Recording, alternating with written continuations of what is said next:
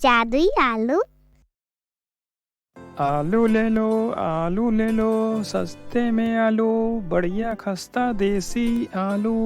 क्या बात है रामू काका, आपके आलू तो बिना बोले ही बिक जाते हैं, तो आवाज क्यों दे रहे हो?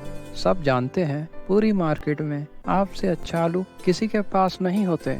जी भाई, ये सब आलू हमारे अपने खेत के ताजे आलू हैं, इसलिए कभी किसी को शिकायत का मौका ही नहीं देते। रामू आलू वाला अपने अच्छे किस्म की आलूओं के लिए पूरे बाजार में प्रसिद्ध था।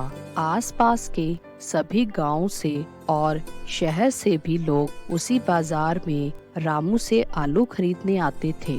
पर एक दिन वहां रामू के ठेले के साथ ही एक और सब्जी वाला, जिसका नाम मदन था, आलू बेचने का काम शुरू कर देता है। पर उसका माल नहीं बिकता। उसने देखा सब लोग रामू काका के आलू आंख बंद करके खरीद लेते हैं। अब मदन यह सोचने लगता है कि कैसे ग्राहक अपने ठेले पर लेकर आए। उसने थोक बाजार से सस्ता आलू खरीदा और सेल में लगा दिया, और मदन का आलू सस्ता होने के कारण सब बिक गया। यह देख मदन बहुत खुश हुआ। ऐसा कुछ दिन तो चला। इसी कारण रामू काका के आलू नहीं बिके और सारे आलू ऐसे ही बच गए। अजी क्या बात है, आजकल आप बहुत परेशान लग रहे हैं। भाग्यवान, कुछ दिन से हमारे आलू नहीं बिक रहे। वो एक नया ठेले वाला आया है, मदन, हमसे भी सस्ता आलू बेच रहा है। वो कैसे सस्ता आलू बेच सकता है? हम तो वैसे ही सबसे सस्ते और सबसे अच्छे आलू बेचते हैं पूरे बाजार में। वो बहुत चालाक है। वो घटिया माल सस्ते में खरीद कर लाता है और सेल लगाकर बेच रहा है। आप चिंता क्यों करते हैं? इतना कैसे दिन चलेगा? लोगों को ज्यादा दिन बेवकूफ नहीं बना पाएगा वो। लोग जल्द ही उसकी चालाकी समझ जाएंगे। और हुआ भी ऐसा ही। अगले ही दिन ज्यादातर ग्राहक मदन से आकर लड़ रहे थे। कह रहे थे, क्या घटिया आलू दिया है, आधे से भी ज्यादा आलू खराब था। ऐसा ही बहुत लोगों ने मदन को उसके बेचे हुए बचे कुछ आलू वापस करके अपने पैसे ले लिए, और आज रामू काका के सारे आलू फिर से बिक गए। ये रामू काका का कुछ करना पड़ेगा, इसके कारण तो मैं कुछ कमा ही नहीं पाऊंगा। सब उसको जानते हैं और सब उसी से ही आलू खरीदते हैं। मदन सोचने लगता है, रामू तो सब आलू अपने खेत से लाकर बेचता है। वह सोचता है कि क्यों ना कुछ ऐसा करूं कि इसके सब आलू के खेत ही खराब हो जाएं, तो सब लोग मजबूरी में मुझसे ही आलू खरीदेंगे।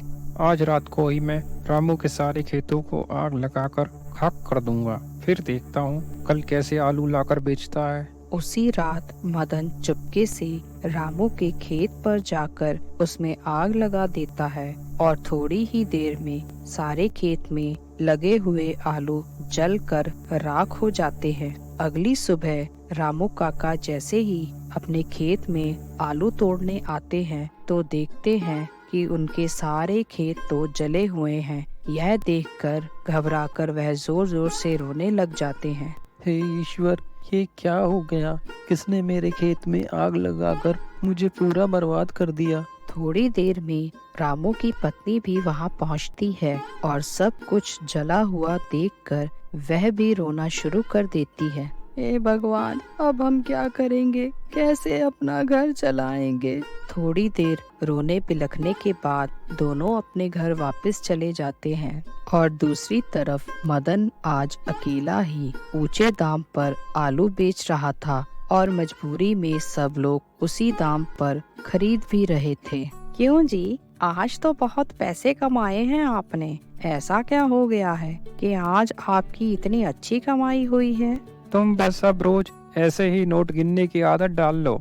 अब जल्द ही हमारा वक्त बदलने वाला है। वो कैसे जी? अचानक आप ऐसी बातें करने लगे हैं? कल तक तो आप कह रहे थे कि यहाँ काम करने में बहुत मुश्किल है। अब एक ही रात में ऐसा क्या हो गया? तुम बेकार ही परेशान हो रही हो। ये गांव शहर के पास पड़ता है और बाजार भी पास ही है, तो गांव के ही नहीं शहर के लोग भी सब्जी लेने इसी बाजार में आते हैं, तो कमाई तो ज्यादा होगी ही ना। मदन के बहुत समझाने पर भी उसकी पत्नी को उसकी बातों पर विश्वास नहीं हुआ और बहुत ज्यादा पूछने पर मदन ने उसे सच बता दिया। मैंने कल रात रामू काका के आलू के खेत ही जला दिए, तो आज मैं ही अकेला आलू वाला था मार्केट में, तो मैंने आज अच्छा मुनाफा कमाया ऊंचे दाम पर बेचकर। आपने ऐसा क्यों किया? अगर किसी को पता लग गया तो हमें फिर से गांव से भी भागना पड़ेगा। आपकी ऐसी ही हरकतों की वजह से ही हमें अपना पुराना घर भी छोड़ना पड़ गया था। पता नहीं आप कब समझेंगे।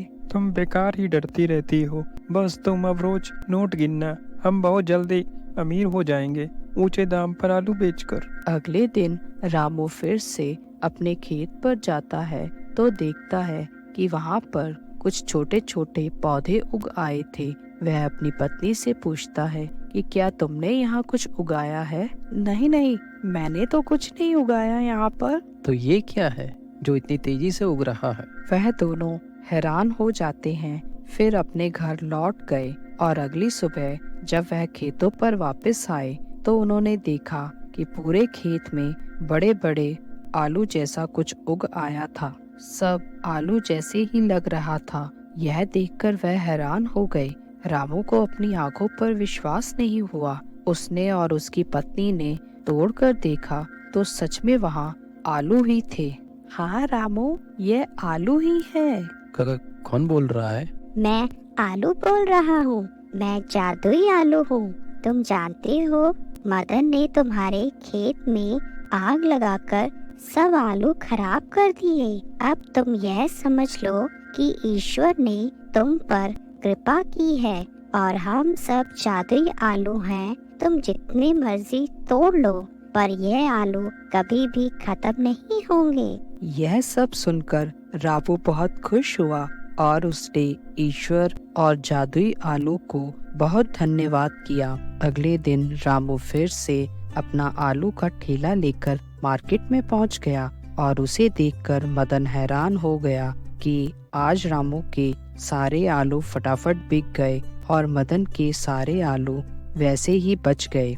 मदन सोच में पड़ गया कि आखिर यह इतने अच्छे आलू कहाँ से ले आया। मदन ने यही सब जानने के लिए चुपके से रामू के खेतों की तरफ गया और देखा वहाँ तो फिर से आलू ही आलू लगे हुए हैं। वह यह देख हैरान हो गया कि 3 दिन पहले ही तो उसने सारे खेत में आग लगाई थी, तो 3 ही दिन में फिर से इतने सारे आलू कैसे आ गए। यही जानने के लिए वह जैसे ही खेत में गया, उसे लगा मानो किसी ने उसे कस के पकड़ लिया हो और यह सोच वह बहुत ही डर गया। काका कौन है? सामने आओ। तुमने पहले भी एक बार इस पूरे खेत को जला दिया था। अब ऐसी गलती मत करना, वरना तुम्हारे लिए अच्छा नहीं होगा। भूत बचाओ बचाओ। इतने में रामू भी खेतों की रखवाली के लिए वहाँ आ पहुँचा। मदन, तुम मेरे खेत पर यहाँ क्या कर रहे हो? रामू काका, मुझे माफ कर दो। मैंने ही खेत में आग लगाकर सारे आलू जला दिए थे। कृपया मुझे माफ कर दो और मुझे इस भूत से बचा लो। मदन, तुम्हें ऐसा नहीं करना चाहिए था। मदन की बातें सुनकर भी रामू ने उसे माफ कर दिया। इतने में मदन भी आजाद हो गया और वहाँ से तेजी से भाग निकला और घर पहुंचकर अपनी पत्नी को साथ लेकर गांव छोड़कर चला गया। अब रामू ने जादुई आलू की वजह से और खेत खरीद लिए और वहाँ भी आलू की खेती शुरू कर दी और एक बड़ा आलू विक्रेता बन गया। ऐसे ही और मजेदार वीडियोस देखने के लिए लाइक, शेयर और सब्सक्राइब करें।